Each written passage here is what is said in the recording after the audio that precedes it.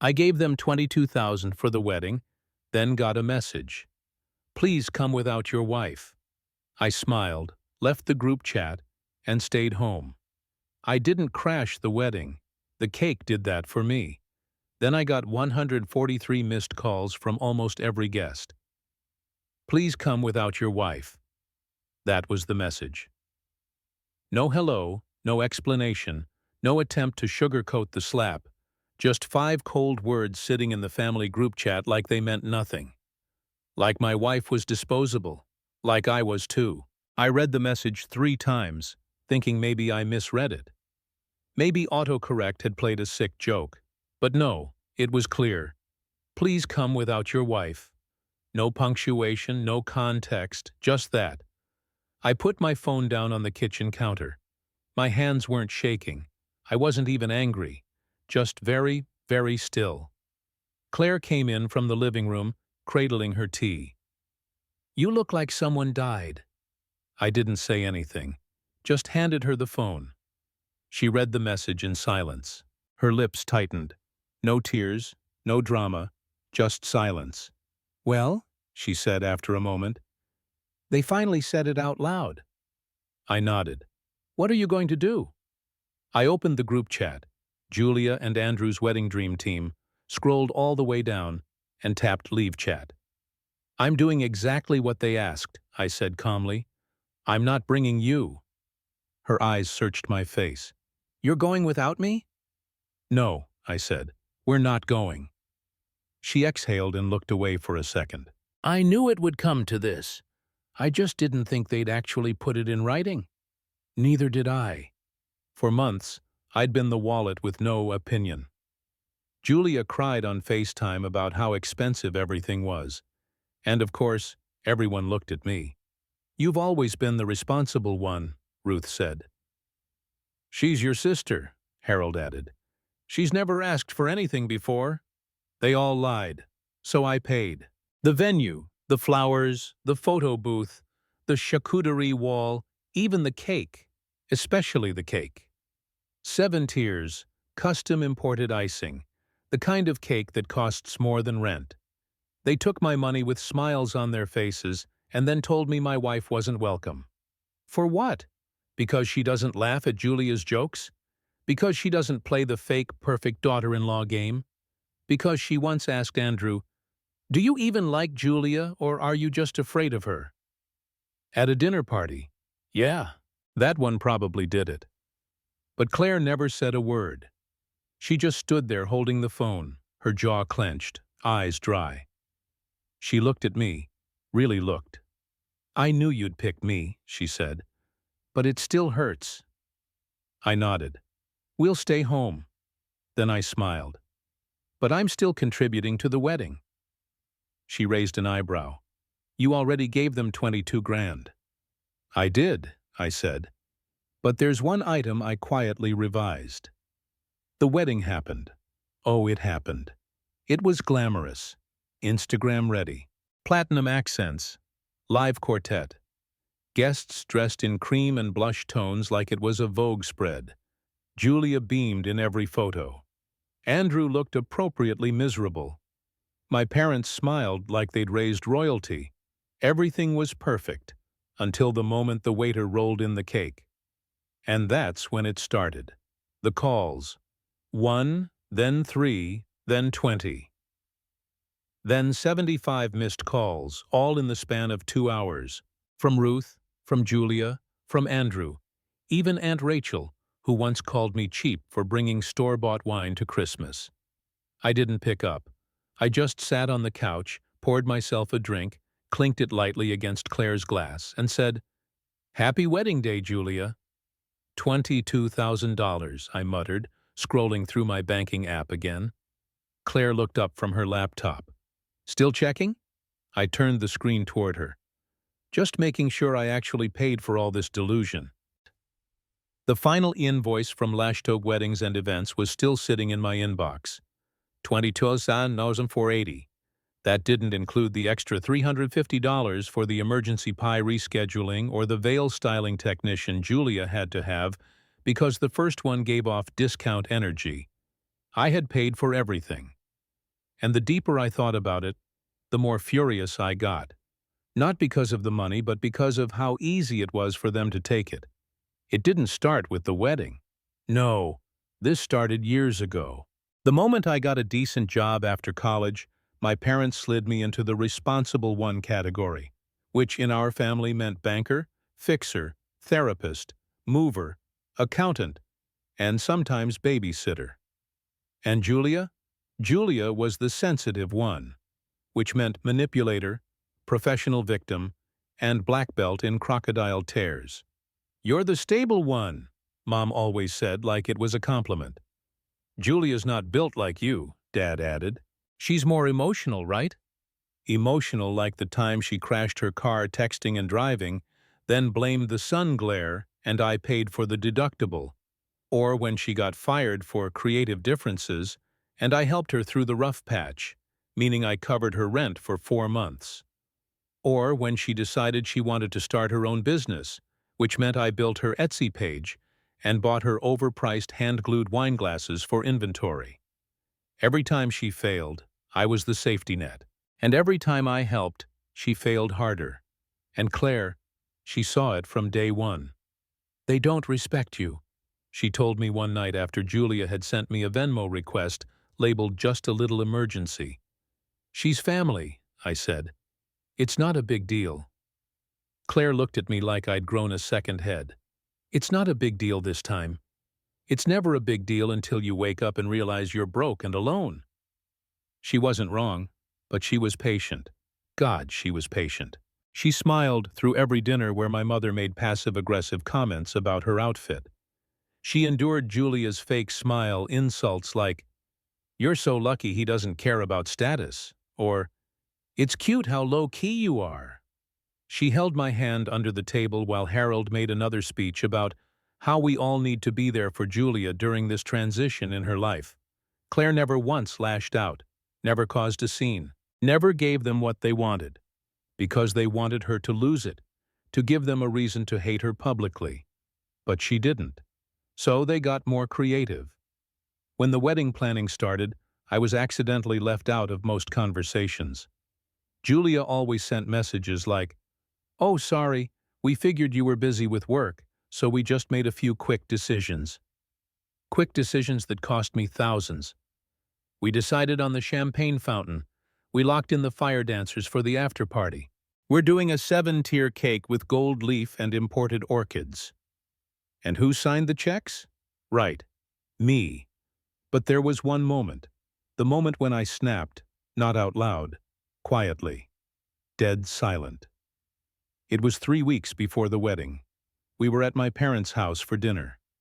Claire and I arrived with a bottle of wine and a small gift for Julia, a hand-embroidered silk robe from a boutique she loved, a peace offering, maybe a gesture. Julia opened it and forced a smile. "Oh," she said, eyes cold. "Thanks. I already have 2 of these, but okay." Then she leaned over and muttered, "At least you're good for something, I guess."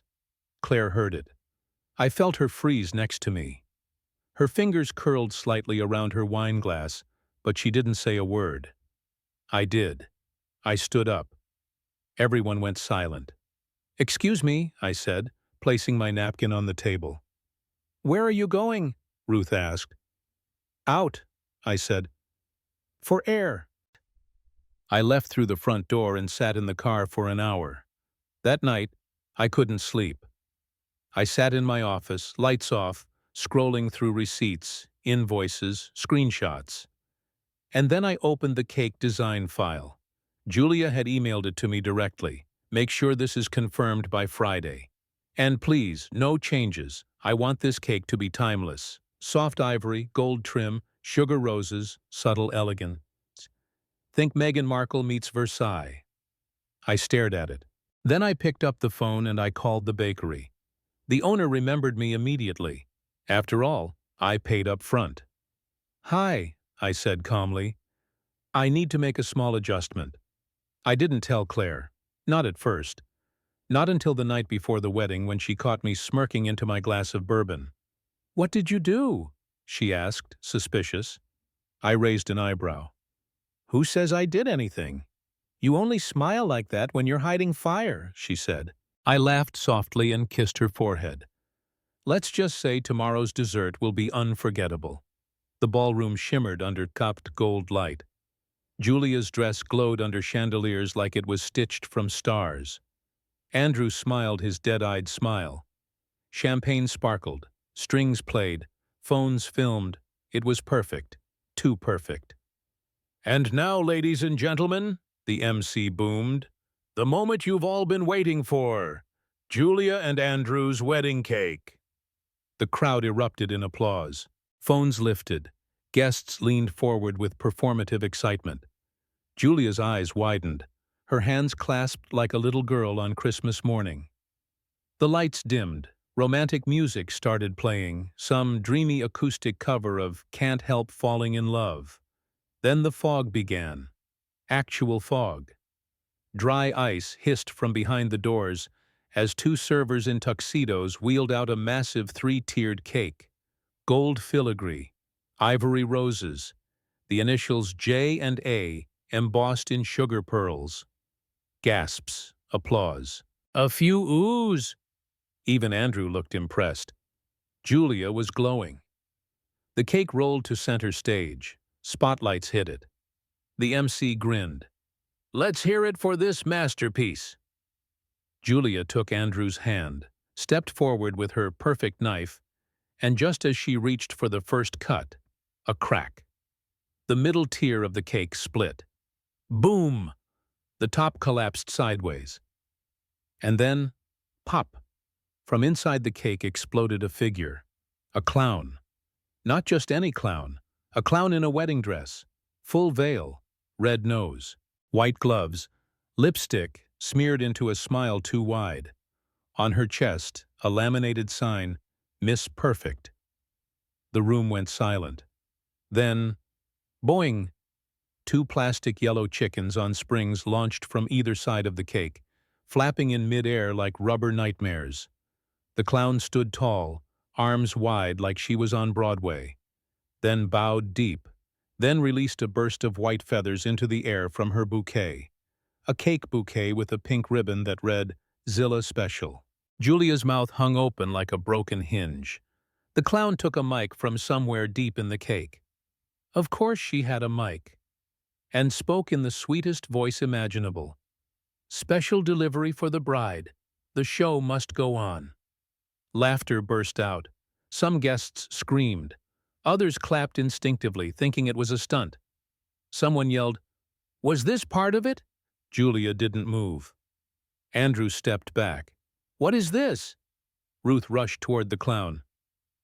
Get out of here. This is a wedding, not a circus. The clown waved cheerfully. Oh, honey, this is the circus. You're just late to the tent. Then she turned to Julia, bowed again, and whispered loud enough for the front row to hear. You ordered perfection. We brought the reflection. Julia broke, screamed, Get her out of here! This isn't funny! Who did this? But the clown had already started moonwalking toward the exit. As she reached the back, she turned, winked at the nearest phone camera, and said with a giant grin, Bye, Julia. You're the star now. Then vanished through the fog. And somewhere on the internet, a hashtag was born. #ClownCake. Trending by midnight. I didn't even have to turn on the news. Claire showed me everything from the guests' live stream. The moment the clown popped out, Claire nearly choked on her wine. When the chickens flew, she fell off the couch. And when the feathers hit the ceiling, she wiped a tear and whispered, You're an absolute artist. I raised my glass and toasted the screen. Happy wedding day, Julia. The day after the wedding was silent. Too silent. I woke up to the light hitting my face just right and the aroma of coffee drifting in from the kitchen. For a moment it felt like any other Sunday until I checked my phone. 143 missed calls. Group chats were named things like, This isn't funny. You went too far. You're dead to us. There were voicemails from my mom, from Claire, from relatives I hadn't heard from in years. And then there were the texts. How could you do this to your own sister? That cruel prank of yours wrecked everything. You humiliated our entire family. Mom's crying. Claire's not eating. Hope you're happy now, clown boy. I scrolled, sipping my coffee. Julia walked in, robe tied loose, still half asleep. Anything fun this morning? I handed her the phone. She read 3 texts, then passed it back. Wow, she said. You really broke them. That afternoon there was a knock on our door. Not timid, not polite, aggressive. I opened it to find my mother standing there, wearing sunglasses like a celebrity trying to avoid paparazzi. And behind her, my dad, who looked like he hadn't slept. I said nothing. We need to talk, she snapped, pushing past me into the house.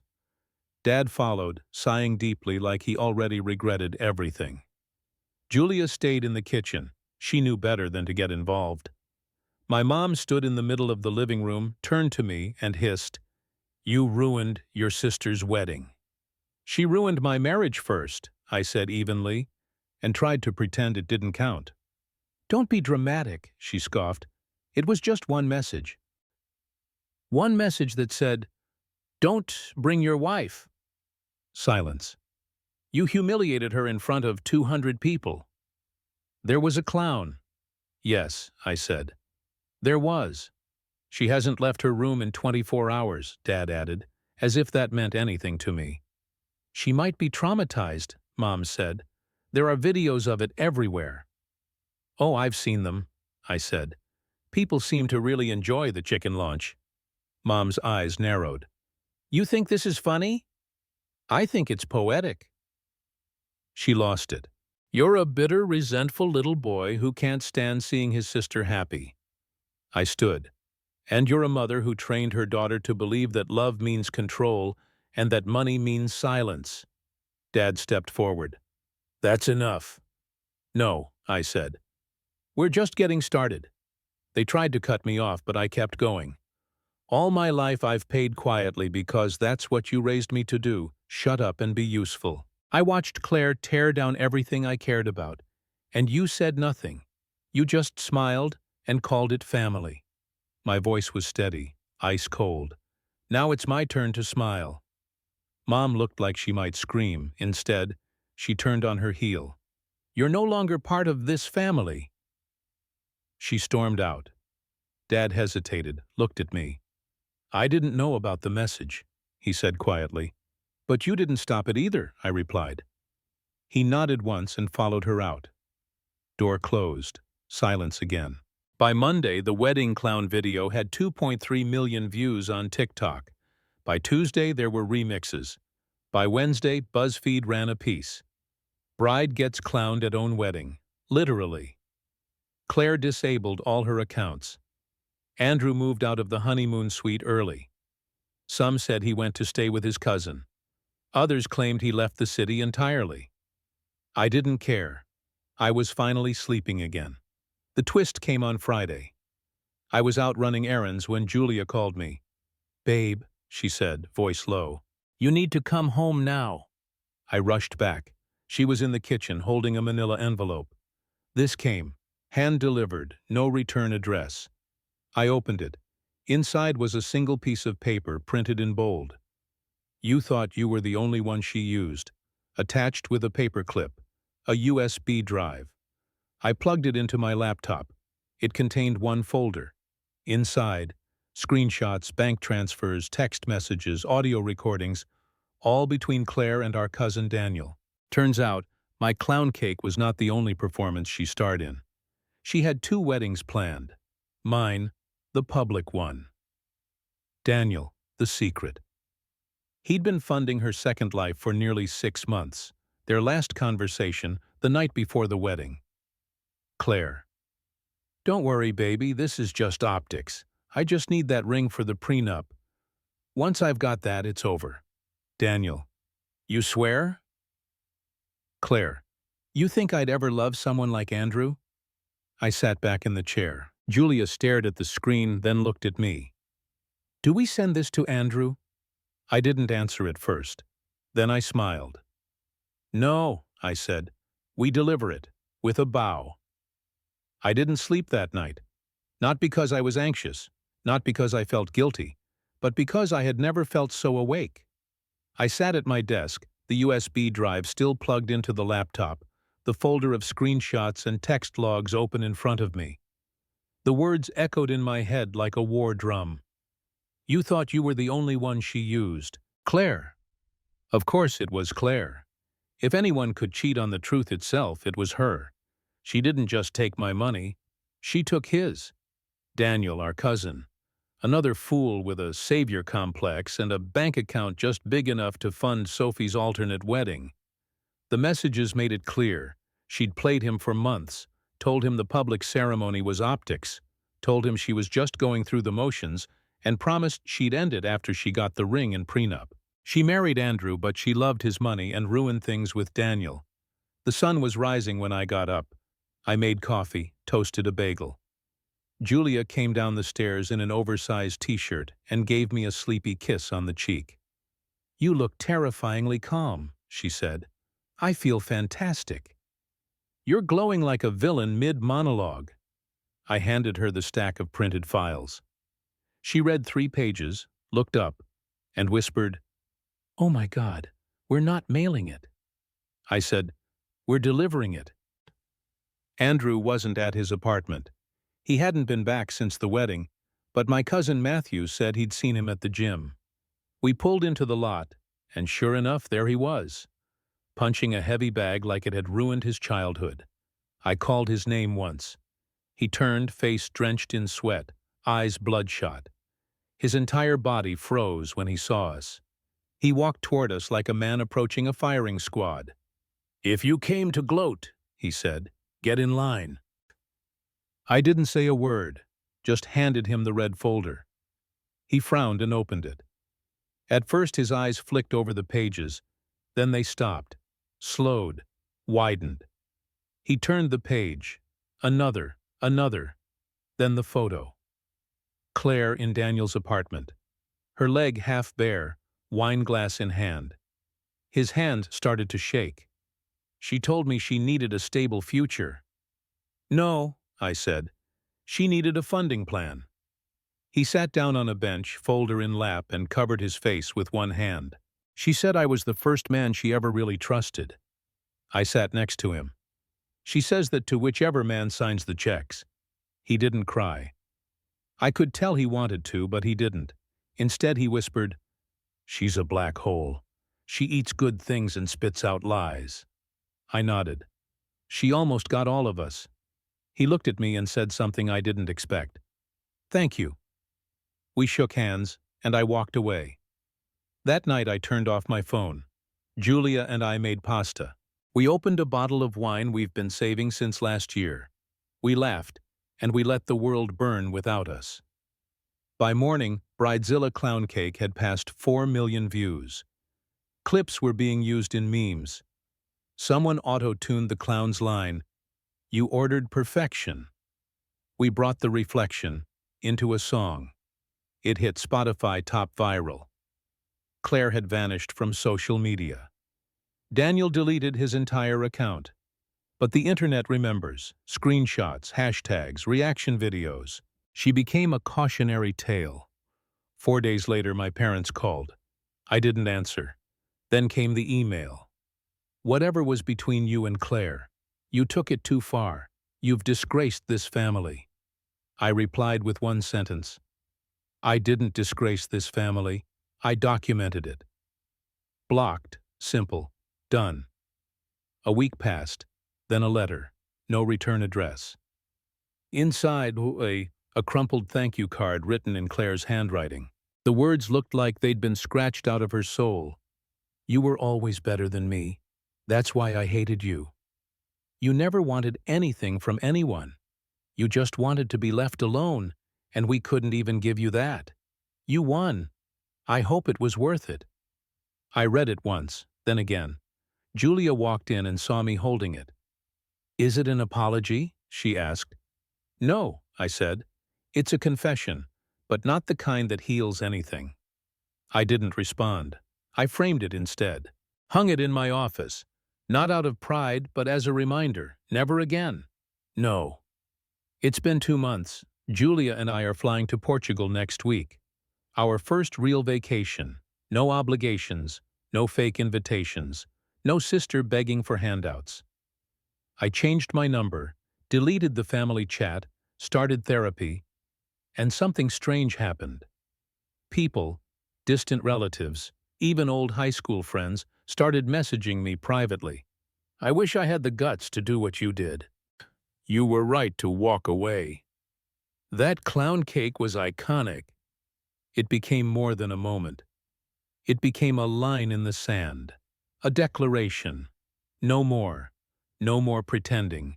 No more funding dysfunction. No more carrying people who spit in your face when your wallet runs dry. Julia and I toast to it every Friday now. She raises her glass and says, "To Miss Perfect." And I add, "Long may she be off the throne."